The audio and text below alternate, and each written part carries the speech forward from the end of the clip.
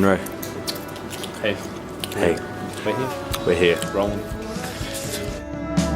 Before it starts, before I begin, how long before you decide, or before I know what it feels like? Where do I go? It's a nice chilly Canberra morning. We are here at Parliament House. It's 7 o'clock and we're going to have our first signature event with Kevin Rudd and Tony Abbott. Lots of people here from Micah Challenge, as you'll be able to see. And look, it's exciting. It's what we've been preparing for the past couple of days to do. Today is the day when we're going to lobby some MPs on a couple of key issues, on increasing spending, or aid spending for health, and also spending when it comes to climate change. If you take climate change and don't do anything about it, then really all the other Millennium Development Goals are going to get pretty much messed up. So climate change is a massive issue, even though it's fallen off the political agenda. So this is what we're doing this morning.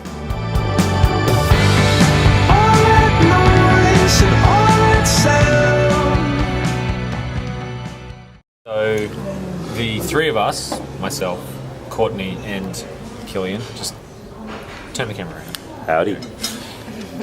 Recently were in Canberra, last Saturday, Sunday, Monday, Tuesday. Went there for Micah Challenge's national gathering. Essentially, Micah Challenge is a aid development advocacy campaign, which is a coalition of all the different aid development agencies within Australia.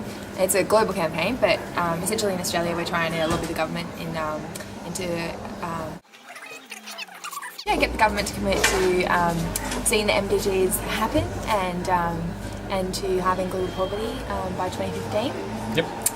And to raise an aid budget to 0.7% of our GNI. So what our task was in going to Canberra was to spend some time being equipped in how to actually go and lobby members of Parliament. So the first couple of days were days of teaching, learning, being equipped, and then on the Monday and the Tuesday we went and met with MPs, actually sat in their offices and lobbied on two key asks this year around. We were looking at expanding the health budget within the overall aid budget, and we were also making some asks about climate change. So, the point of this is to be able to say that, we live in a country where our democracy is such that just normal people can go and sit in the offices of our nation's leaders and ask on behalf of the poor. And we're called to do that. I mean, I can imagine Christ doing that. I can imagine Christ, actually advocating on behalf of the poor, because we know that in the Gospels, that's what he did. He spoke up on behalf of those who were oppressed and marginalised. And, as the church, we're called to do that. And Micah Challenge is a way that we can do that. Obviously, we're taking it on as a mission in our church. And, we're living it out. So, good times.